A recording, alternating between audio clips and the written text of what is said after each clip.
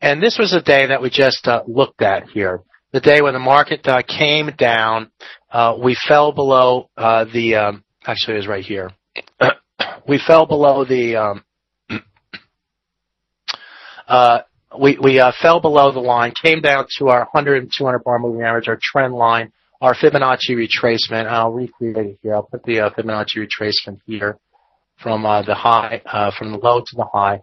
Came down to the Fibonacci retracement here. So we had a trend line. We had the 200 bar moving average. I think it was actually off of this move right here. That was off that low. Yeah. So we had a Fibonacci retracement. This trend moved to the upside, came down, found support there. Market moved higher. Market stalled up at the high right here at around the 133.40, 44 level. So if you as a trader become focused on seeing the trees through the forest, understanding where there's multiple reasons to trade right here on the single chart right here, you might have been the recipient of great trade location. Risk was defined against the 100 bar moving average. You could have bought the market here for the multiple reasons how the market moved in your direction. Now I want to focus on for the time being on, and then we'll move forward. But I want to focus on here the 133.44 level. Now we know that the high existed here. And so the market stalled at that high right there. And we actually had a little corrective move to the downside off of that high. If we go to the daily chart, and I'm going to zoom in here, and I'm going to go back to that date right here, where the market, this is the day right here, where the market moved higher there. And what do you notice here about this area here where the market stalled out? At 133.44, the actual high was on the hourly chart. And if you notice here, you take the high for the year and the low for the year, and the 61.8% retracement came in right at that 133.42 level. Now the market high came in at 133.44 for this day. So the market moved a little bit above that 42 level, but that's where the market stalled out. Also notice here that we have a trend line coming down here. This trend line connects here. Oops, I'm going to zoom out here and show you how far this goes. And it connects this high. So we had a high here. We had a high here. The market, this line continued down here. And on that day, that we just looked at, we stalled out at the high. It was toward the close of the day, right near that trend line, right near the 61.8% retracement level. Is that level a key level? I'm gonna come back a little bit here. I'm gonna zoom out here and just show you this level again. Is this level right here a key level on the daily chart? And my answer to you is yes. You know, it's a key level.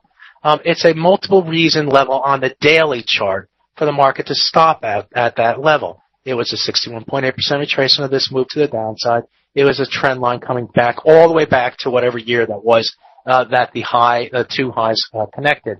And so this level becomes a key level. So going back to our hourly chart, are we surprised that the market stalled out at this level and we saw this corrective move down off of that high?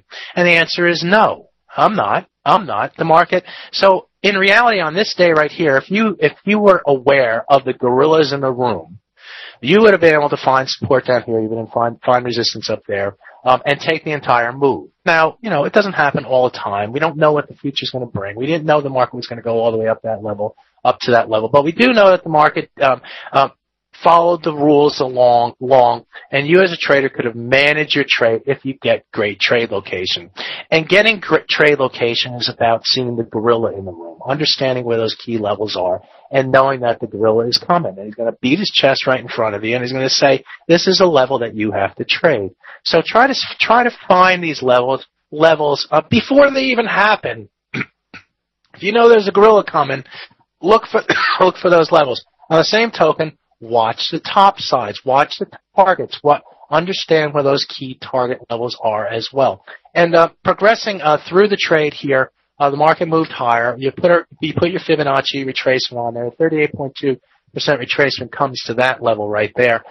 Let's even take this corrective move right here and look at this move to the upside. We fell short of the 38.2. What do we know about this 44 level, 42 to 44 level? Start to get above that level. Look for buyers to enter against that level. Now, it was a little messy here. It raced actually through the level and shot up higher here, where we ran into topside trend or the underside of the trend line resistance, and we saw the market come back down. But note here, another key level here, or another key clue for you in intraday is this level is key, and you know that the market moved higher and it came down, and it actually moved below that key level right there. Trouble, yes, but it doesn't make this level any less important. This level is still important, and so when the market bottoms here and starts to move higher, you have to be a buyer in this level, even though you have to be able to see that support, understand that there's going to be support there, or that risk can be defined against that level, and get back on that trend. Get back on the trend through the level, through the highs, through the tops, and again, it becomes another trade for you in the trade. All right, now let's see. I got about 10 or so minutes to go here, and so I want to talk a little bit about the top here and how the market peaked out over here, and also with an idea of taking a look at what the market was telling us through technical tools. First things first, market's in a trending market here. Draw your trend line, okay? Draw a trend line up there. I always like to draw parallel trend lines. If I see a key or a trend line that has a number of different points on it, and this has a number of different points on it, just put a parallel trend line up there. You never know when the market's going to come up to that topside trend line, find resistance. You'll be selling up here, taking your profit, doing whatever, and seeing the market come down. Did it get up to that topside trend line? No, it didn't. So we're losing some momentum here. The momentum through here starts to be lost. Where else do we start to lose momentum? We start to lose momentum when we start to go below this trend line here, right? It starts to move below that level, and then the market starts to come off a little bit off of that level. Note here we have some lows here. We have highs up here at the 130.90 level, and this is that move to the upside, okay? This is the move on the daily chart to the upside.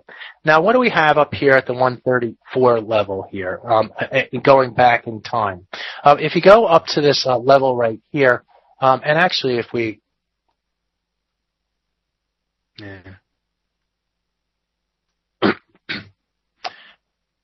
If we connect highs, we're kind of near the upside resistance line right here. We also have this high going back to June. And so we got within about 15 pips of that level, and the market started to rotate back to the downside there. So we're seeing some reluctance on the top side on the daily chart at the top. And we start to see a high here, a high here, a high here. Now I want to go, this is on the hourly chart. Now I want to go to the 5-minute chart here, and I'll end with this here just to show you, to look at,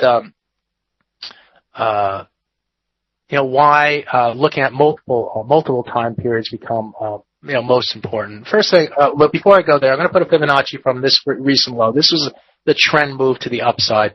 And we're going to look at this 72 level. Really, if the market starts to go below the 72 level, below the 63 level, this is where you start to get worried a little bit about the bullish bias in this market move. If the market starts to move below the correction zone, move below the 38.2, move below the 50% retracement level, that's when you start to get a little bit worried about the bullishness, and you start to think about that the market has run out of steam to the upside. We don't know what the future is going to bring. All we know is that is where the market starts to get a little bit muddy. Now, I want to take a look at the 5-minute chart here. And if you look at the 5-minute chart, and the blue line again represents a 100 bar, the green line represents a 200 bar moving average. And if you look at the 5-minute chart here, what do we see happening in the 5-minute chart?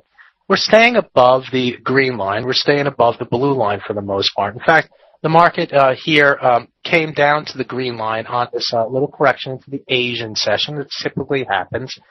And we start to find support against that 200-bar moving average. We start to move above the 100-bar moving average. And these two moving averages come together right here. Is this a level? Is this a reason to trade the market?